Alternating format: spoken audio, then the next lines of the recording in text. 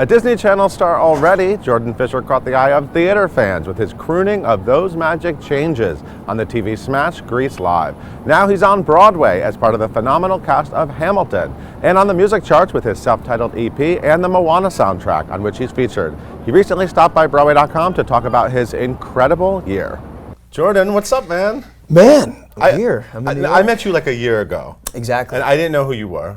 I'm not Disney Channel. You know, That's fine. I'm a little old for that. But I was like, I mean, can I call you Duty? I mean, to a lot of us, you are Duty. Like you are like such a prime Duty. Oh, I appreciate it. Well, listen, hey, that's the goal. It's a nickname that's going to follow you around. To be a prime Duty. Yeah. So we met on the set of Grease Live. We did. Which turned into what a phenomenon. I mean, right? Like when you didn't really know what was going to happen with that. No. I mean, you know, the ones prior, if you're a fan of theater, then you definitely, you know, have to appreciate what was done, you know, with the things prior. But we, you know, you kind of go into something like that knowing that you're taking a legendary musical, I mean, really the most successful musical of all time from a theatrical perspective, and bringing that to a live format that hasn't been done yet, right? And you hope that it goes well. I mean, the thing is that you can't control the success or the failure of a project. All you can do is control the project. Right. And for us, it was just a matter of taking the thing that everybody already loved and putting it out and hoping that people liked it. But you had to feel good about how that went.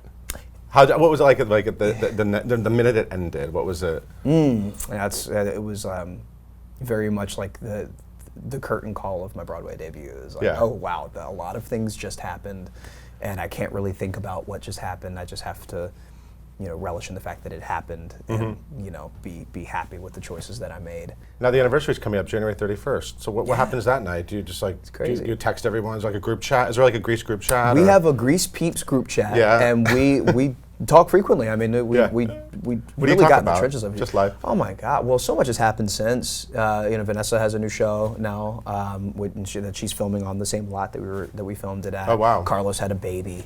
Oh wow! Okay. A lot of things have happened. Life stuff. Exactly. And you're on Broadway. And I'm on the Broadway in this little skit called Hamilton. Called Hamilton. Just crazy. Major. I mean, I was excited. You know, when I discovered you.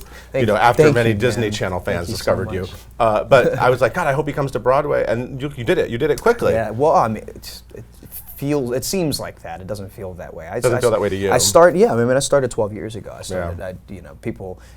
There tends to be one or two projects in people's careers where they're like, oh yeah, the dude from blah, right? And Grease happened to be that.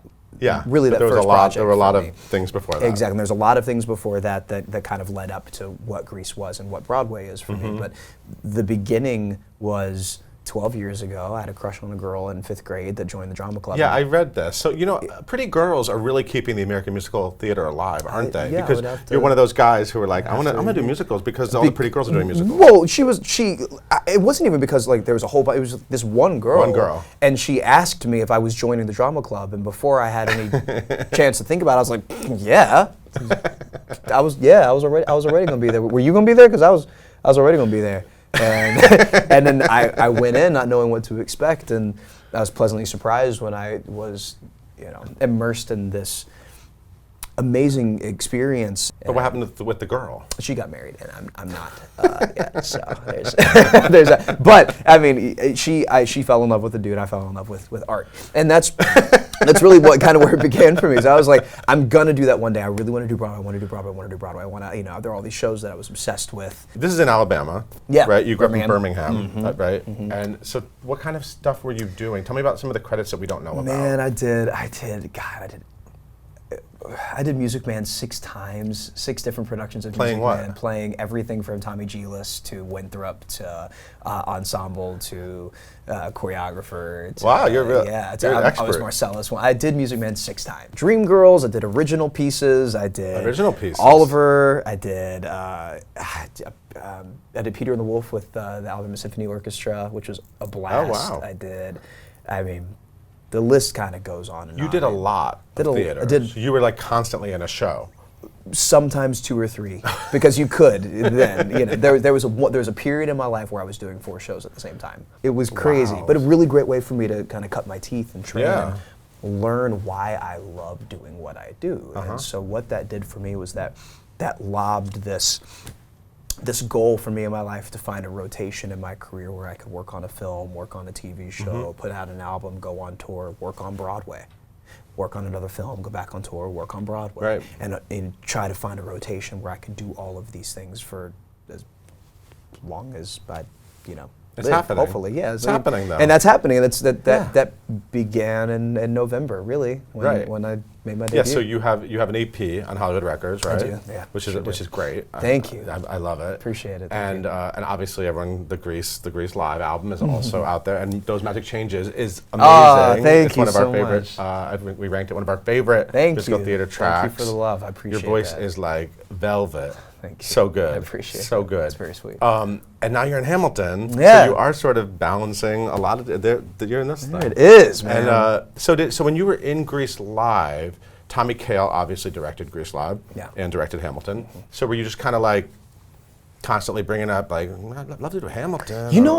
Not even. There was when did it come up? How did it come together? There was this this kind of unspoken thing about Hamilton on the Grease Live set because the show had really just began and was starting to peak when we started rehearsals for the show. And of course, Aaron Tveit was obsessed with it, and Carlos Pinavega was obsessed with it, and I was obsessed with it. Everybody was like, this show is awesome. And I'd only actually heard a few songs from the show before I came to see it in February. So post Grease Live. You saw it after Grease, right? I saw it after Grease. I needed to get away for a second. I wanted to come to New York, visit some friends, and see some shows, and do that kind of thing. And thankfully, the success of Grease actually ended up making that week more of a work week for me. I was doing press around the city, and on a very, very long day, I went to Hamilton that night and saw the original cast, and was obviously blown away. You got tickets. Tommy Kail. Yeah. I had to hit him like. Not everyone got to see them. 4 months in advance to buy my tickets, but it ended up happening. Thank God. And at that point, you didn't know you were going to be in it yet? No, God, no. Okay. I wasn't. It wasn't even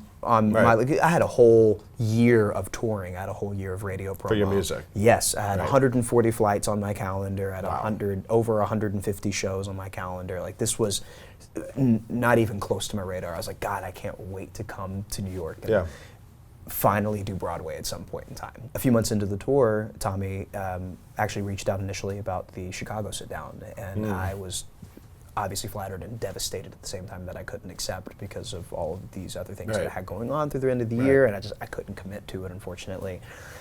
And we just kind of were like, okay, well, whenever we can find the window, let's take advantage of that and make it happen. And Anthony got this great opportunity and booked this awesome Spike Lee series on Netflix, and that opened up the window for me. So I had a window from November through March where I could come here and do the show and make my Broadway debut. So is it more exciting than doing Aladdin out at Pasadena Playhouse? Because I found these photos of you. Man, that was, so you had what, Bruce Valanche playing some character I never heard of. Yeah. It was like what was it? It was a pantomime. So it was a pantomime. It was a pantomime. That's a very British thing. Very British thing. Something that the pantomimes are on street corners like Starbucks are in New York and in the UK during the holidays. You go see. There was someone else in it. Ben Vereen? Ben Vereen was my genie. And you were Aladdin. That was incredible, and I was Aladdin. Was that fun? It was a blast, man. It's funny enough that you would bring that up. That has been in my top 3 favorite projects I've ever done. Really? Ever in my 12 years of doing What are the other this. 2? They kind of fluctuate. Grease Live has to be up there, Yeah. to be perfectly honest with you. And then Grease Live and Hamilton seem pretty. I'm going to have sure to Grease put Live, those Hamilton, and the Aladdin and the Aladdin Panto. I can't explain the family that we created there. And another theater family. I got to get prophecies from Ben Vereen every day. You should start an Aladdin group chat the minute we get out of here and bring them all back together. That'd be interesting. That would be interesting. It's been a few years. That was a blast, though. So, are you gonna make more music? Yeah. I'm actually wrapping up the album this month. Nice. And it's going to be a really fun year of a lot of different things. But one thing that I can confirm is happening. 2 things I can confirm that are happening this year. My album releasing finally after working on it for 2.5 years, and my first tour. in the U.S. My Nice. first official tour in the U.S. So I'm really So excited about you're going to be very busy. You're Yeah. going to be too busy for Broadway. No, I'm coming back. I'm going to do more shows. Promise? I literally was speaking to my team about it this morning. All right, we have I'm to. going to hold you I to have it. to. Once we get it on camera on Broadway.com, that's it. You can't back down. This is home. Becoming a part of this community and being a part of this show has really felt like coming home. We didn't even talk about who you're playing. You play 2 roles. Yeah. John Lauren, John right? Lawrence and Philip. Philip, Hamilton. the son. Very pivotal, emotional he's got, role.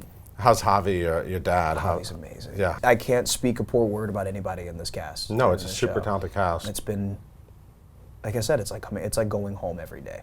So you're there, what, till March 5th? March 5th, be my last Okay. day, yeah. And then you immediately are taking over the world. I am off to Japan. doing everything. Yeah, right after. Doing it all. It's crazy. Awesome. Thank you so much for coming in. Thank It's you so for good to having see you me. again. So good to see you, man. And Absolutely. I'm going to tell you, I'm going to hold you to it. More Broadway.